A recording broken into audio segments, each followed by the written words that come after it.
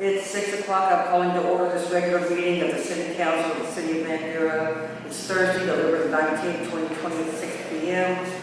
We are at Pioneer RV Park Recreation Hall, which is located at 1202 Maple Street, Bandera, Texas. All council members are present. The city secretary is present. The city administrator is present, and Marshall Dietrich is present. Item 3 is the invocation, pledge of allegiance. There's not a flag inside this room, folks, but right outside the room, if you wish to turn toward that flag, I think that would be acceptable. Will, would you lead us in prayer, please?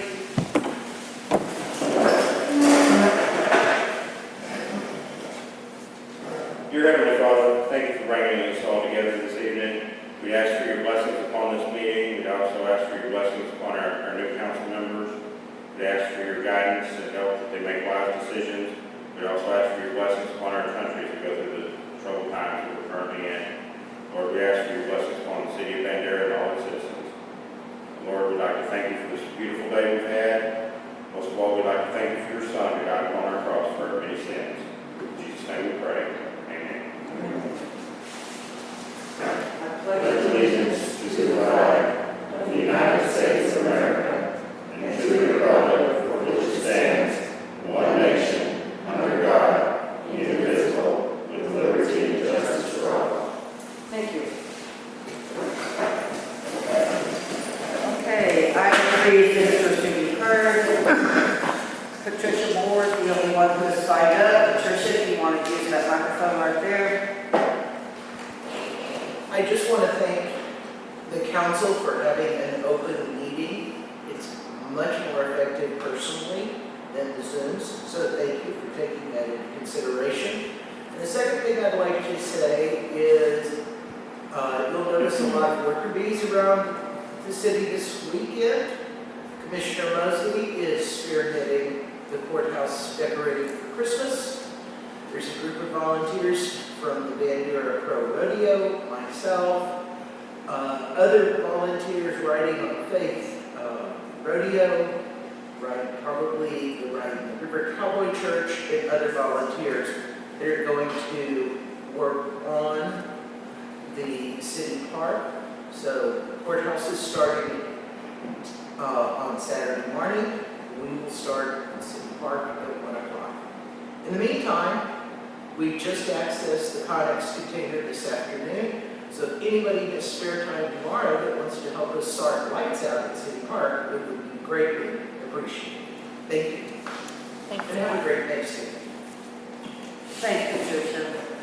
Yeah, that's going to be an adventure in lighting, isn't it? Okay, item 4 is consent agenda. It's approval of the minutes from October 1, 2020 regular meeting, October 15, 2020 regular meeting, and the November 5, 2020 regular meeting. Rebecca, Move to approve the consent agenda. thank you. Second? Tony seconds. All in favor? Tony, in favor, not in favor? In favor? All right, Tony, Jerry, Darcy, Rebecca, thank you. All in favor, none opposed. Item 5, discussion of possible action on the following items. Item A is to report appointment of Mayor Pro Tem. As you know, Rebecca's been our Mayor Pro Tem for 4 years, and I would like council to consider reappointing her for another year. Council? Jerry? I'd like to make a motion. I'd like to nominate Darcy Hasty for Mayor Pro Tem. Do we have a second? Do we have a second? Okay, a motion, ma'am? Is that how this works? I thought you go through the nominations first, anybody who wanted to nominate, and then we vote on them, not each of them. Well, he made a nomination. I recommended Rebecca, but it wasn't. No, I thought it was Robert's rules that you go through and all of the nominees are nominated, and then we vote.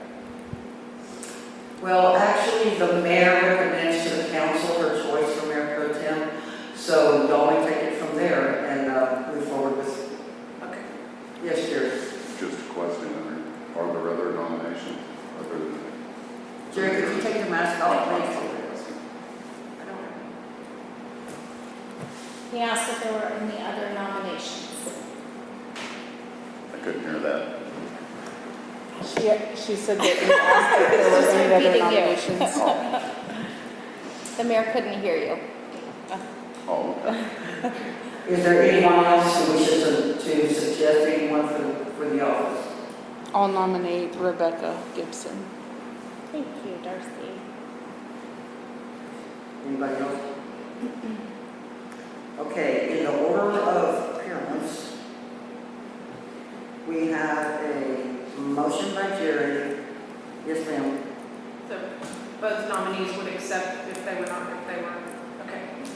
Well, You can nominate them, but then if they decide they don't want to do it, I mean, I'd like to know they want to do it before I vote, so, okay. But the Well, would, we still need a motion and a second to move forward.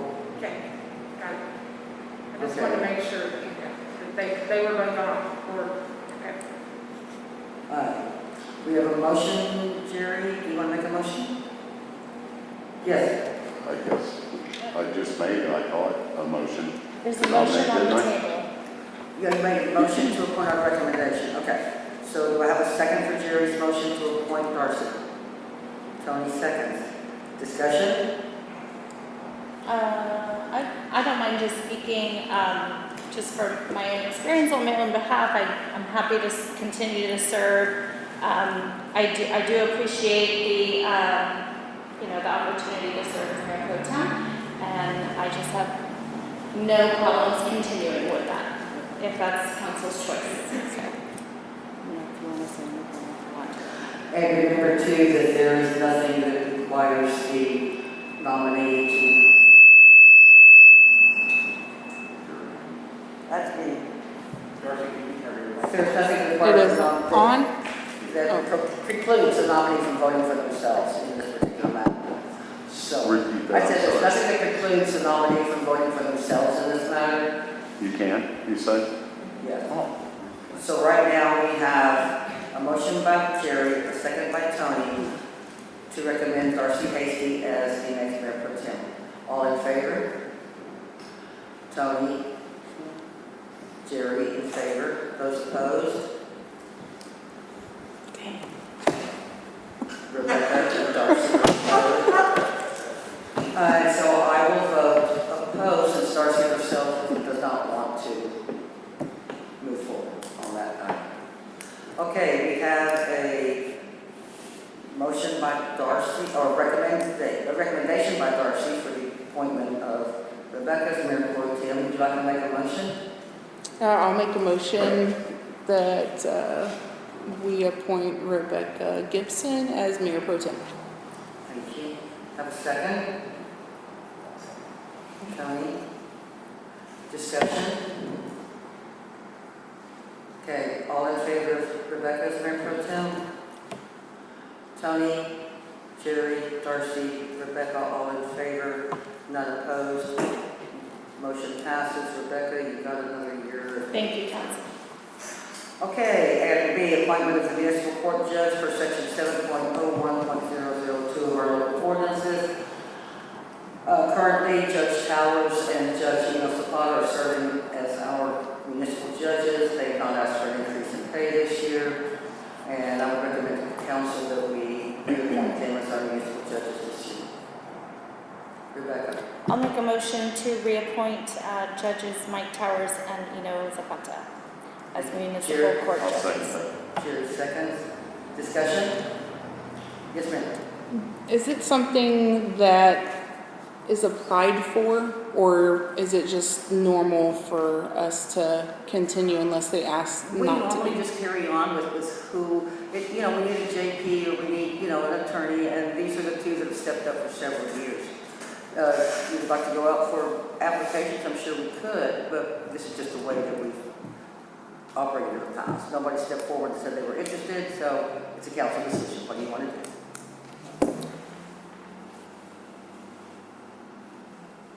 Any further discussion? Okay, all in favor? Tony, Jerry, Darcy, Rebecca in favor, none opposed.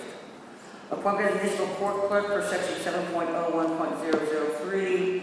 As you know, Jeanette Pieper is our court clerk, has been for about 6 years now, I believe. She's highly experienced, she's done a great job with the court. Council? Person. I'd like to make a motion that we appoint Jeanette Peeper as our municipal court clerk. Thank you. Rebecca? Second? Rebecca seconds. Discussion? All in favor? All in favor, none opposed. Item D is appointment of deputy municipal court clerk for section 701.003. Allison Wright is serving as our deputy court clerk. She's in training to replace Jeanette. Jeanette plans to retire soon. She is already a court clerk 2. Oh, that'll be in November. She took a court clerk 2. She is already a court clerk 2, being trained through the state to take this position over when Jeanette leaves. Council? Rebecca? I'll move to appoint Allison Wright to the Deputy Municipal Court Clerk. Second? Tony? Discussion? Yes, Jerry? Yeah, I just, kind of like her question earlier, are there any other options? I mean, not that I'm looking for one, but I'm just, what are the options in these situations? As you know, she was hired as a floater in City Hall. She's had several different, she's been in the accounting department, she's helped up front with utilities. Judge Towers took a special interest in her as far as her willingness and her ability to serve in the court, so she's been trained from very recently and has also taken the classes for this position. So does this go out for applications? I mean, I'm really trying to understand more than anything how this can work. Can you what? As far as, I mean, does somebody just say, I want to be in that position and there's no applications accepted? Well, it's I'm not sure. really an open position right now, Jerry. I'm sorry. It's not an open position that we would advertise for at this time. Okay. So, you know, we don't have any vacant budgeted positions. This is just the one that she fit into. So, Rebecca? Can you clarify for us why we're appointing this position? I believe, if I'm not mistaken, this is a new action. Sorry, we have not appointed this title, a deputy municipal court clerk. Every Until year, then, when there's a mayor elected, these positions are up for appointment. So who served in this role last? There was not, the position was That's what not I'm saying. filled last year. It's a new position that's been filled since the last time, 2016. It's a new position, but she filled that position. Tony? So basically, you're saying this is a formality. Exactly. This So is, it tends to be someone that's an employee in the city that shows interest, that and it's taking the is training. willing and- to do the training and willing to get the training. Right. So I guess my question would be, in the future, for future city council, you might want to include that in the packet, that this person has shown interest, they've accomplished these things, they've been doing this job in a backup for this amount of time, there's no one else that has shown any interest, and this is a formality, because, I mean, really what's our alternative is I think what all of us are looking for. So anyway. To not have anyone. Thank you. Sorry, Yes. I apologize. To not have anyone in that role, which is how it's been. I think the reason we're making this appointment is because it's an available appointment, and now we actually have someone in that role That's that's correct. working towards the next level. so Sure. just to clarify, who made that selection? I'm sorry. Who made that selection? Who made that selection? Yes. Who made So that it's Judge selection? Towers, right, you know what you said? Well, she started in finance and then part-time in finance, part-time in the court. And Jeanette, with her different, you know, her age and wanting to retire and her husband's health, she's indicated she would really like to have someone trained in that position, familiar with our court and our paper system and our top things and our info and all of that. Rebecca? Please correct me if I'm speaking, or if I'm misspeaking about this, but Allison took the initiative and sought out the training for the certification programs that she's gone through. to make her more qualified to work in the court. Jay, can you speak to this any more about the evolution of Allison's position with the Yeah, city? actually, when Allison was hired, one of the requirements was that if she was interested, that she go forward with court training, where she could be certified to take the place of Jeanette in the case of Jeanette retiring, sickness or anything like that. She accepted that. We've used her in finance and we've used her in the courts and up front, like I said, a floater, if you want to call it that, because we did not have the actual title of deputy court clerk at the time that she came. Right. But now that it's always been there, but it's just kind of been sitting back on the side because it's never been filled. Right. And I'm aware. Darcy?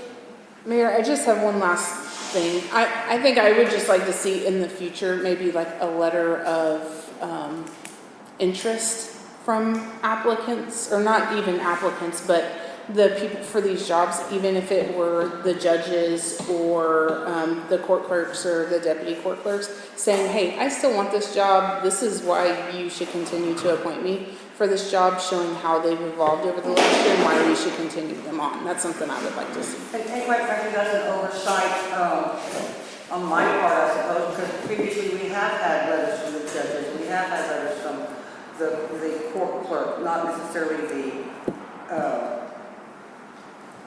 deputy court, because we didn't have one, but yes, absolutely, no taken. Yes, Jerry? Hopefully last question. Sure. Was it actually made available though to other people that could have been interested, or was she the only one that showed any desire? Either you need to pull it down or, yes, Jerry? When she was hired, she was the only one that showed any kind of interest in it. If she hadn't been hired and been another employee, they would have been given the same opportunity if they wanted to pursue going into the court side of it. We strongly recommended that they did because, like we said, they were going to be a floater for a while. And if something would have happened to Jeanette at that time, we would have basically been running, kind of blind, in all honesty. Okay. Any further discussion? Tony, you're shaking your head. No further discussion. Okay. I figured that would help more since you can't hear. So I have a motion by Rebecca, second by Tony, to appoint Allison Wright as the deputy municipal court clerk. All in favor? All in favor, none opposed. Thank you. Okay, item E, designation of official newspaper for the city of Bandera. There's been some question as to whether the Prophet, our online paper, could be designated as that paper. It meets most of the criteria except that the state requires, the state statute 2205.051, whatever it is, requires that the paper be classed as a second-class mailing item.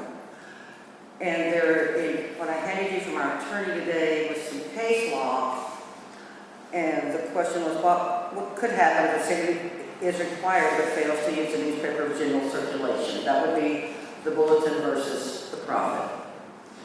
Well, this case law, that goes back to Galveston when a bond election was not posted in the official paper. And the upshot of it was challenged in court and it was defeated.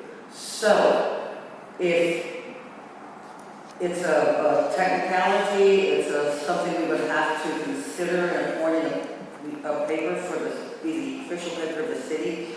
Rebecca? I'd like to make a motion if you will entertain one. I'd like to distinguish the Bandera Prophet as the Bandera paper of record, and any notifications that must be published in a printed paper would then go to the Bandera Bulletin. I second. Okay. I don't know how we're going to pull that one off, folks, because we can run it by the attorney address it later. I see no problem with that. I certainly don't. And if we had any other solid paper, I'd be all for getting some of those. Jerry had his hand up first. Go ahead. Question.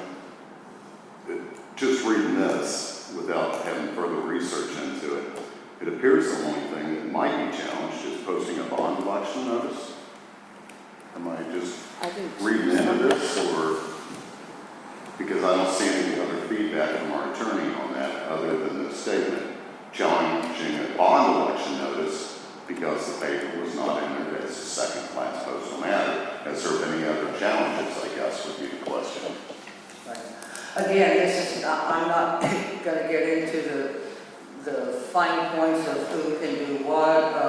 But again, as I said, they have a credible format. They only miss the part where it's, you can't go to the grocery store and buy it. That's that, and the fact that it cannot be second-class mail item, or whatever that means. Rebecca? Okay, so first of all, if we get feedback, legal attorney input that says we need to revisit this, I'm happy to revisit it. I'm just not seeing in the document provided that the paper where, if something has to be printed for public notice, that has to be done in the paper of record.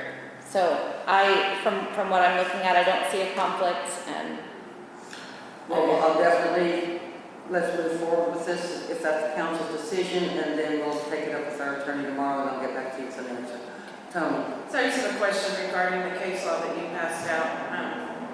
It specifically states general circulation, and does that means just accessible to people from the grocery store? A hard copy that can be picked up at the newspaper stand, or by subscription, or in the news, Yeah, that would be my only Well, this is just concern. one piece of information, guys. We don't need, again, this is just for information. That would Yes, be my only concern, is that a lot of our citizens are older, and they they don't always have the internet, and they have a routine of going to pick up the paper.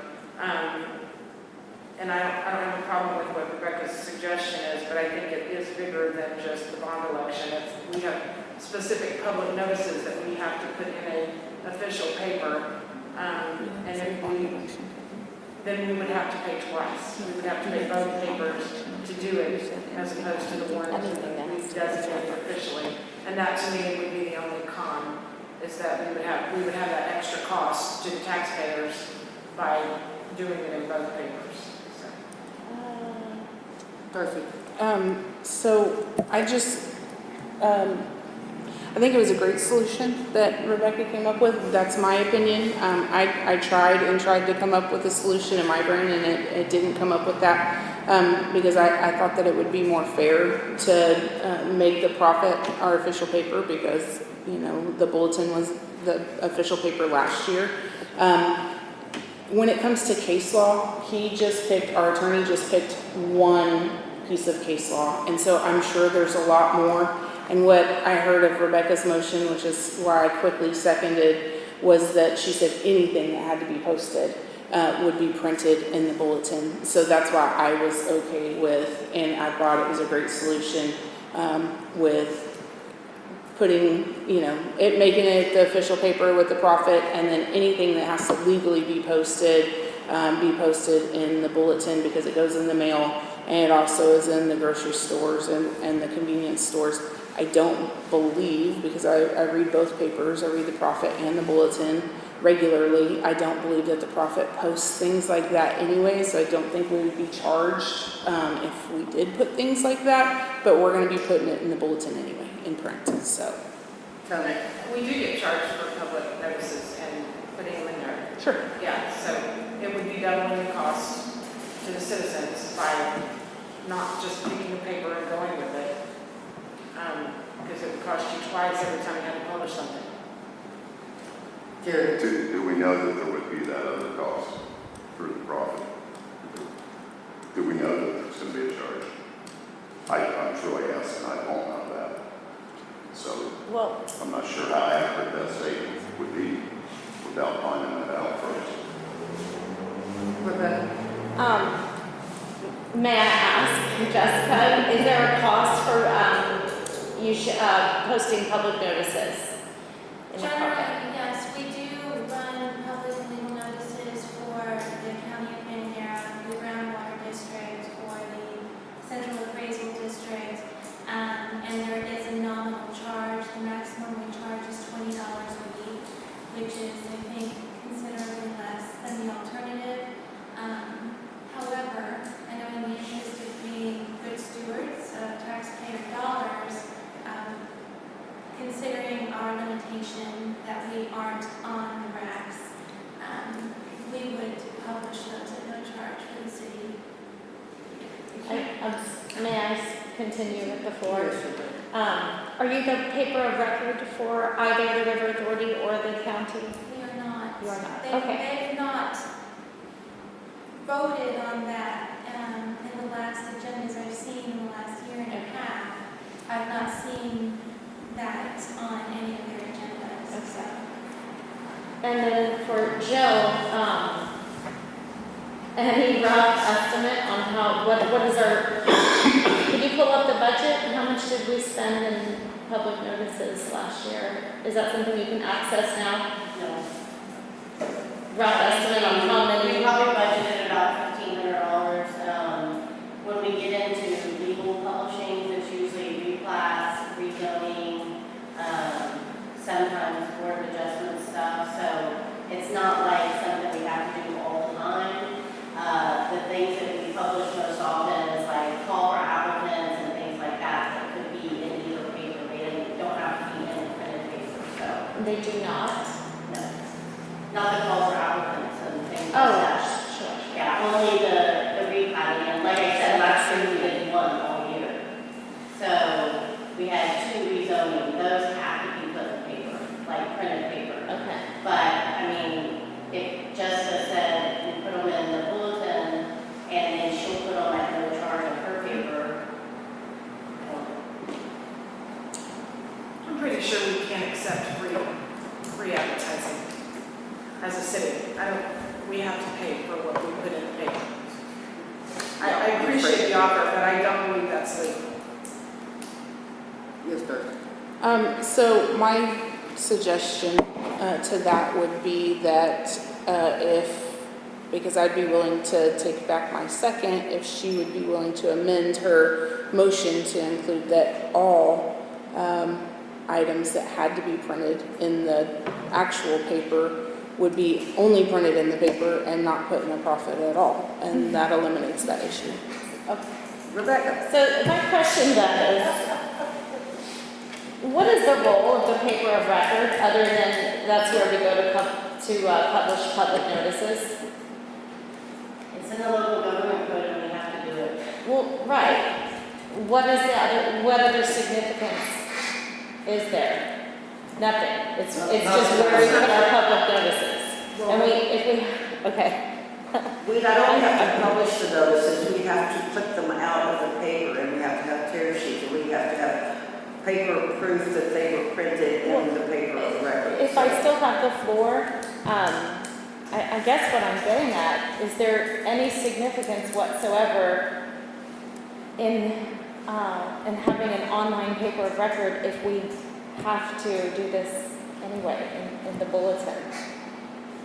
I'm just considering withdrawing my motion is all. Can you please clarify, Jill? I cannot.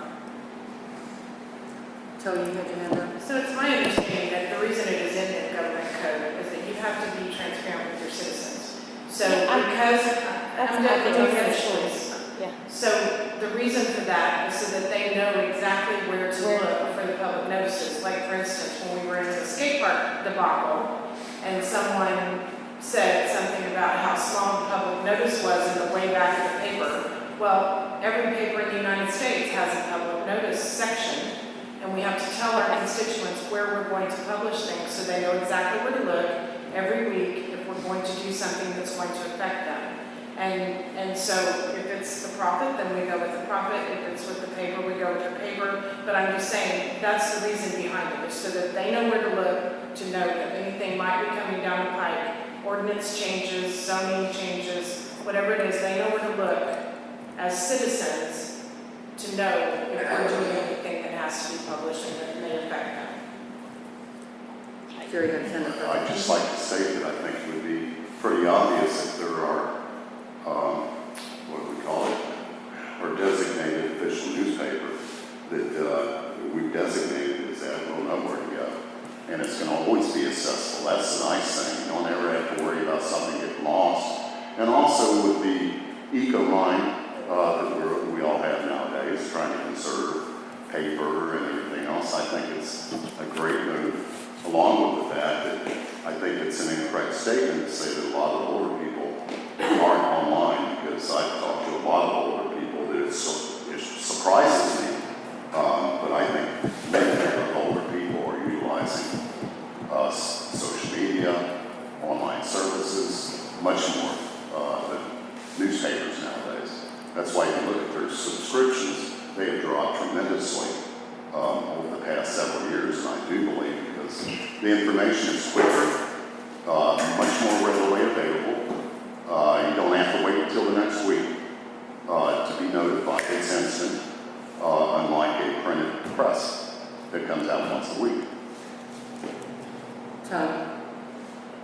And again, it may or may not be that every person in our town has access to the internet, but the internet is not something that's accessible all the time. We've all been subject to it being down.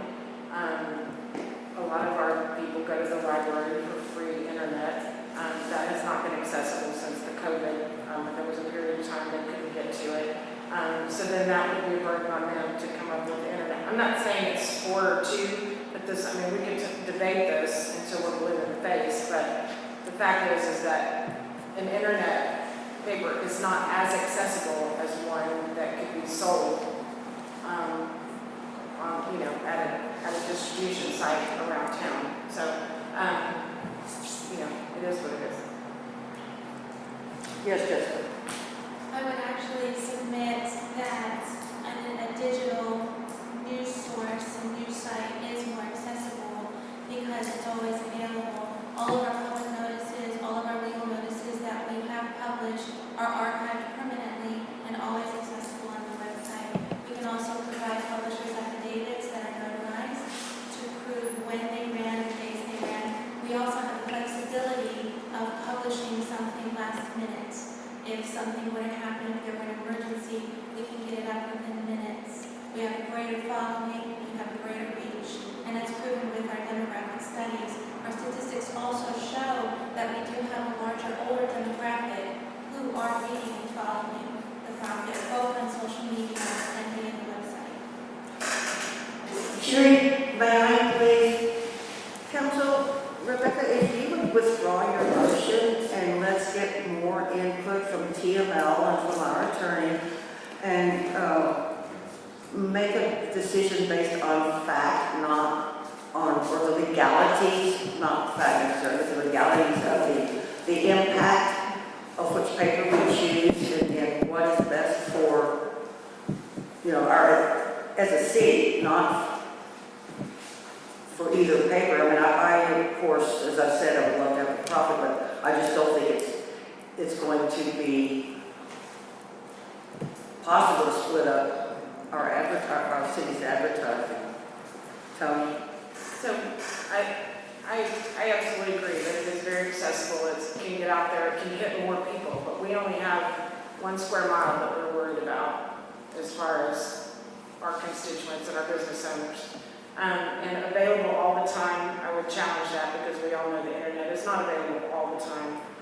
So statements like that are just that, general statements, that it's probably 98% of the time, which you could round up, but that's the same as the other one as well. But I do love the fact, and I know I sound like I'm being negative against the prophet, but I read them every day. I love the fact that they're on demand, they're always on spot, they're always timely with their information, but that's not what this is for, in my opinion. May I make one more? Jerry, you're going to have your hand up first and then I've had it up twice. Okay, go ahead, Jerry. And you asked me to wait. So, first of all, the accessibility of the internet, that's that's one thing that has made us one of the more unique towns in Bandera. We have free Wi-Fi. We have free DUC Wi-Fi. We tout it. It's publicized, so everybody knows it's available. So as far as some people may not have, may have to go to the library, I know that's not true, because it's available anywhere in the city. I mean, I use it I do it every time I come into town. And then also the fact that you don't have to pay for access to the profit. You just join up and you get it for free. Unlike going and buying a newspaper, that's your only access to it. So I can see so many more advantages to online media versus printed nowadays. I mean, that's really antiquated, in my opinion. Thank you. Rebecca? Yeah, so my question earlier, Tony, was not about why we publish public notices. I'm very familiar with that concept. It was more about if they have to be printed on paper. If they have to be printed on paper. So that's my question. I will withdraw my motion, and I will make a motion to table this for further clarification to the next regular meeting. Darcy, let's write a second. Thank you. So we'll address this on December the 3rd.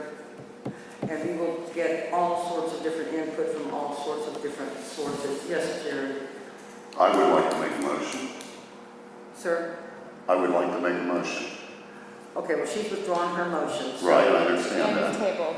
yeah, and made a motion to table it until December the 3rd. Okay, Need so a we second need on to my vote on motion? that first. Yeah, we're ready to vote on that one now. Did you get a second on my motion to table?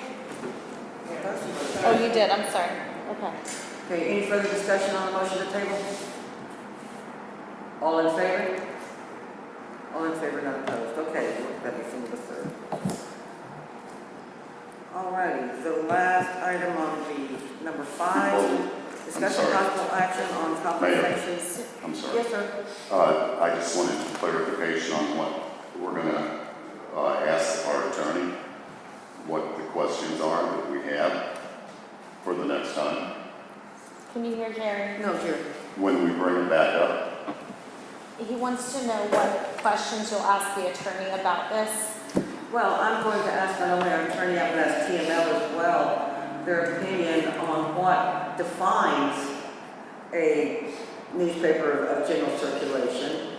There are certain requirements in don't quote me on the citation, like 2051.044, what are the requirements of a city's official newspaper. So we'll get all of that together. Feel free, to ask questions of Jay or Jill or myself to ask the attorney so that we're not spending a lot of attorney time on this. But I've already gotten a very old answer from TML back in 2013. So if you gave me more current than that, well, it just didn't pertain to the question. It is what it was.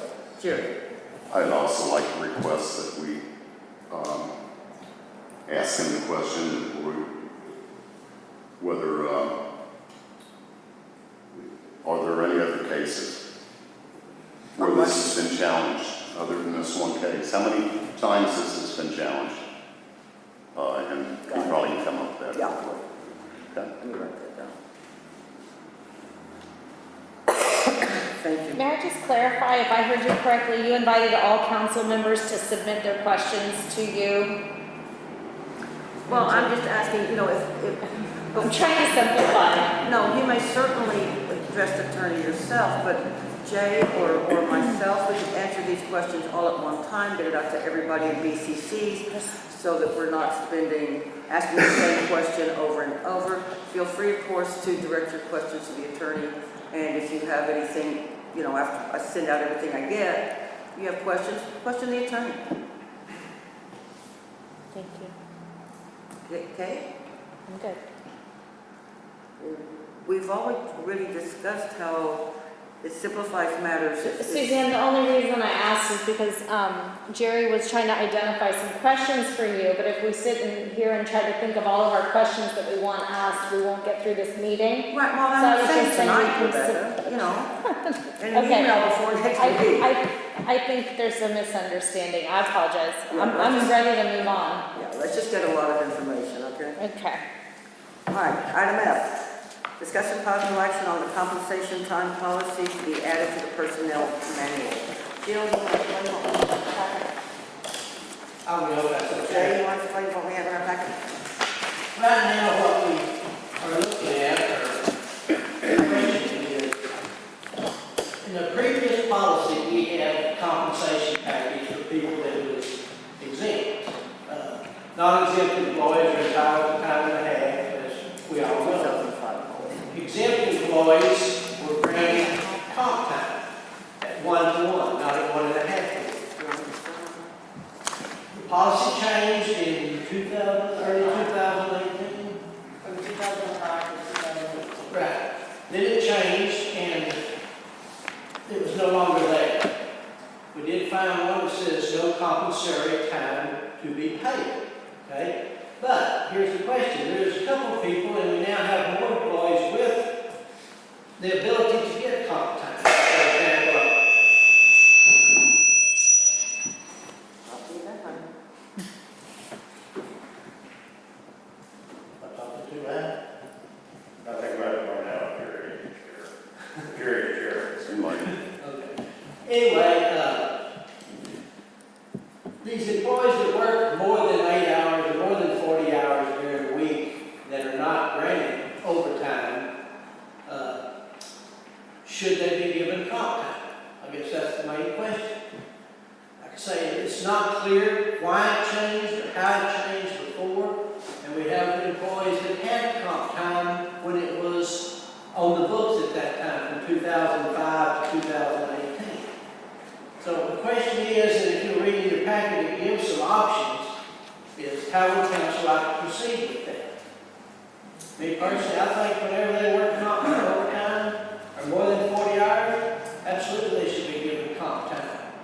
And then the next question will be, when they retire, when they leave, you know, will they be paid for that comp time? Will they be paid for a part of that comp time?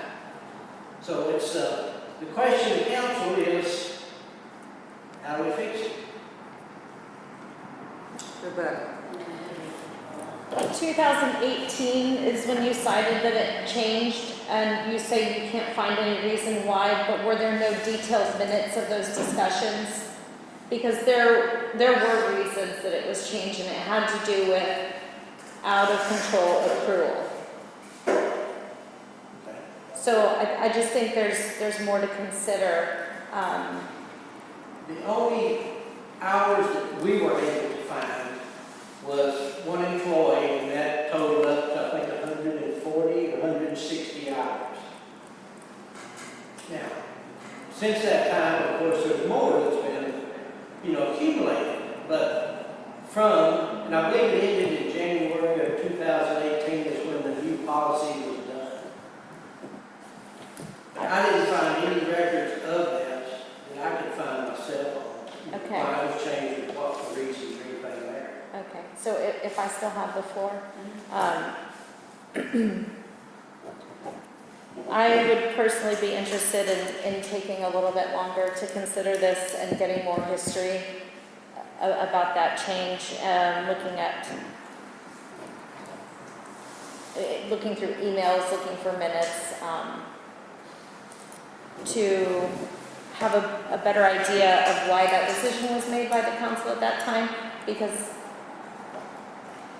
it seems to me there was something that wasn't going well, and this was a corrective measure, so to avoid something going awry again and it becoming an issue that, you know, just that we learn from the past mistakes before we make a decision on how to move forward. Tony? So I'm definitely aware of the situation that went awry. So I would just like to voice a few things that I have in my head. I'm with Rebecca on, I think we need some time to think it all out, but I just would like to say my thoughts out loud when I was reading this. based on experience in the city as well as experience that I've had in my own personal life. But in my mind, City Hall itself can control their hours more. They can do a flex a little more. They've got people that can back them up. They can schedule things. They don't really have as many emergent situations that would cause them to go overtime without it being budgeted or scheduled. Whereas our police force, our Department of Public Works, it specifically mentions in here that that it's for public safety, police officers and firefighters. I would argue that our wastewater system could possibly be a public safety measure if our chemicals got out of control, or a water bust or explosion or something. So I would be hesitant to limit it to just those two people, because, you know, Department of Public Works is 24/7 as well.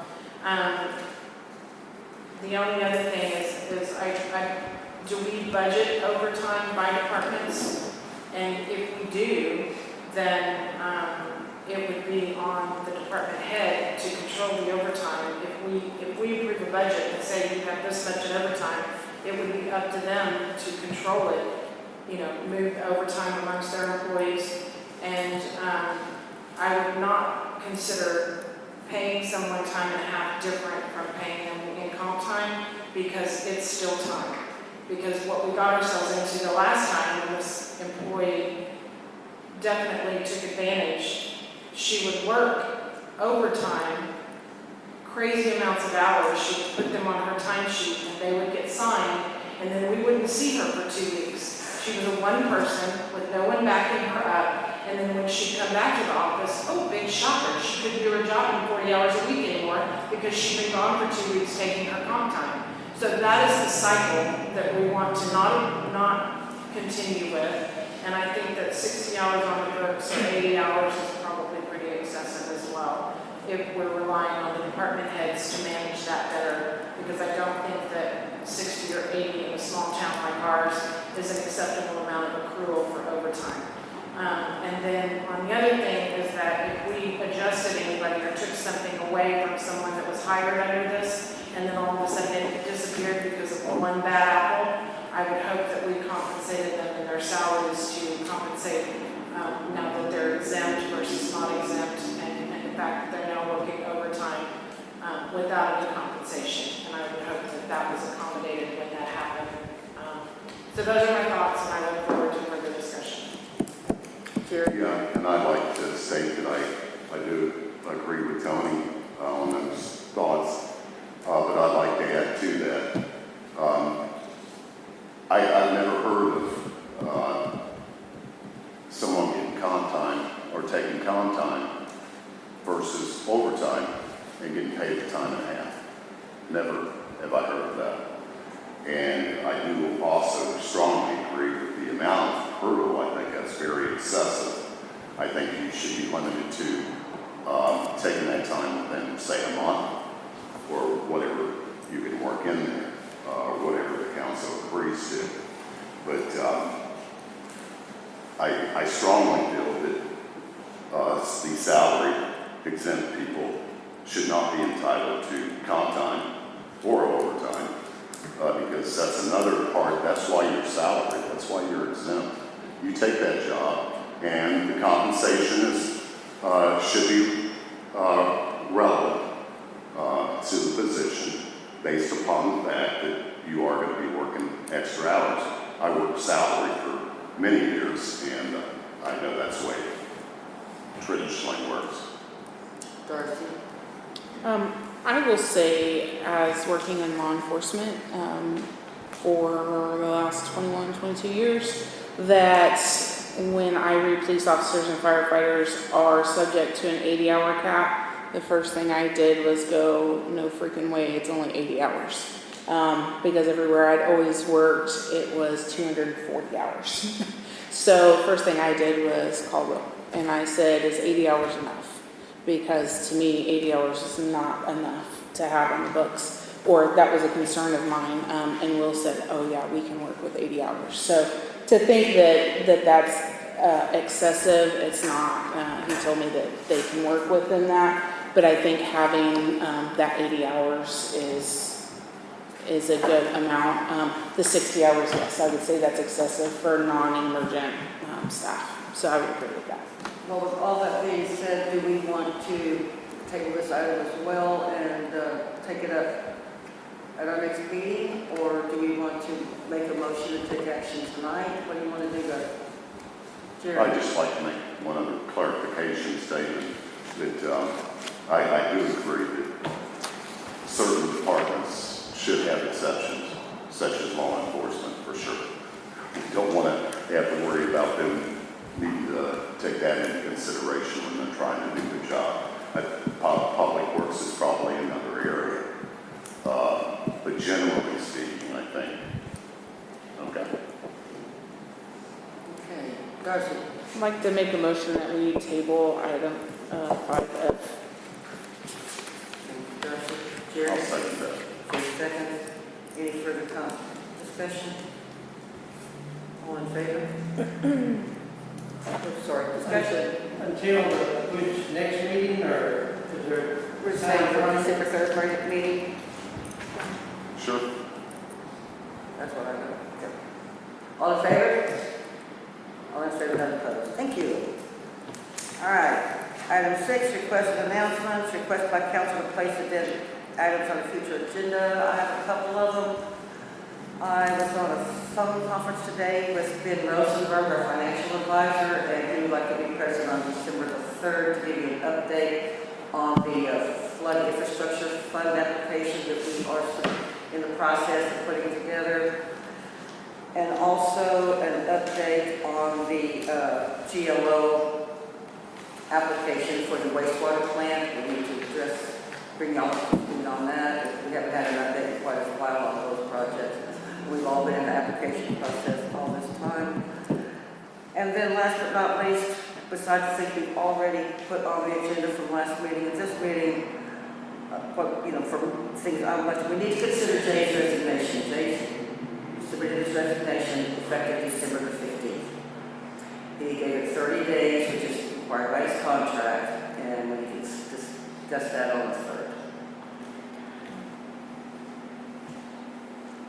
Anybody else? Rebecca? Yes, I have one. It's a real bummer to hear. I'm sorry. Okay. I would like to bring something to council. It's really, I don't have like the words for the agenda item right now, but I can work with Jill. It's to do with a potential Texas Parks and Wildlife grant that I was approached about.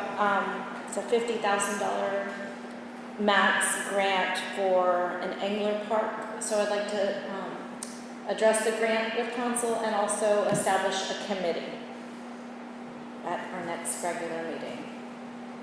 Please. The committee for, what would you want? Anybody else? Darcy? I have 3 things actually that was brought to me by the public. I was asked to bring to council possibly to discuss market days for young entrepreneurs and waiving the vendor application. That would be for 20 years and younger, 20 years old and younger. No, Jill can't hear me. Market days for young entrepreneurs and creators. That would be for youngsters 20 years old and younger to make their vendor applications free. And the second one would be to look at the EDC budget and possibly make changes. Okay, Tony?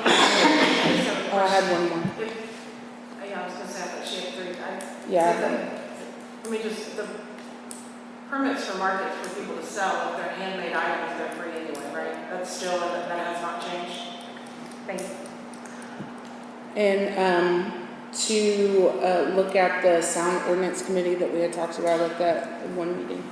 I couldn't hear The that. sound ordinance. What I would like to do about the sound ordinance with council's approval is we put it in a workshop item first to get input from everybody in a more casual setting, and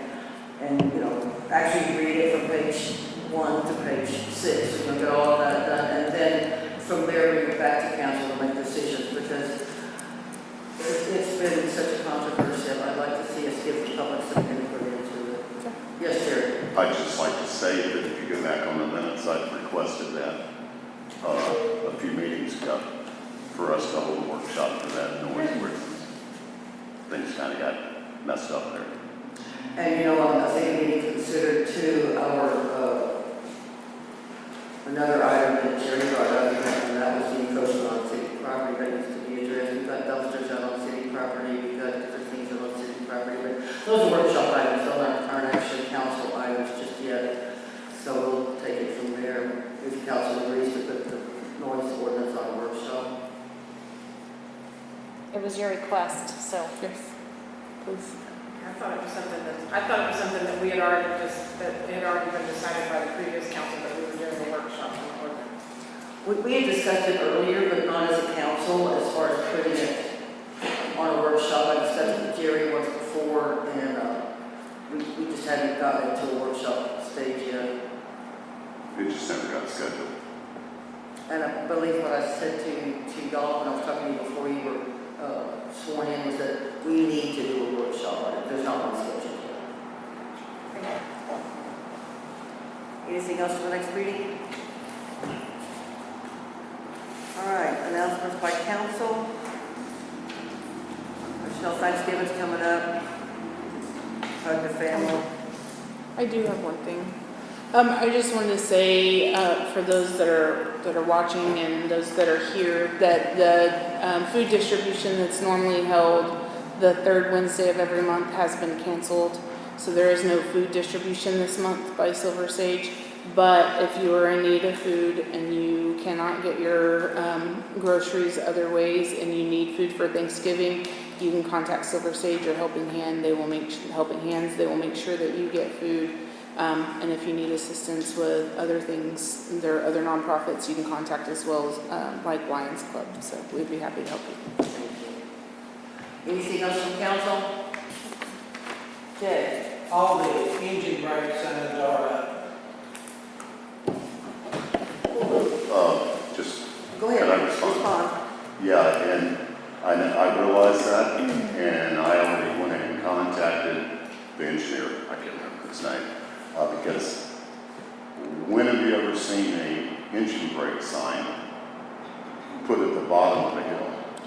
That was, I'm sorry, And we're discussing. Yeah, we're talking about something that probably ought to be a conversation with Jay and his office. oh, no, I think he could answer that, or I just want to address that with him, to, number one, let him know I had contacted them, and they're not sure why it got placed there. That's like, Discussing. would you agree? I mean, why did you replace a engine brake? I'm not going to do it, you didn't do it, you didn't place it. So, why would you put an engine brake sign at the bottom of the hill? Well, we're getting into a discussion So- now, so let's. And that's the move on. question I posed to the engineer, okay? All right, one other thing I want to mention, December the 16th will be the Fun for Fish or Fish for Kids or whatever it's going to be. We'll have more details on that soon. Jill's looking for sponsors. We need rods and reels, we need tackle, we need hot dogs, we need whatever we need. But anyway, more details on that are coming, so. Motion to adjourn? So moved. Everybody makes a motion to adjourn. First and second, discussion. All in favor? All in favor, not opposed. 6:58.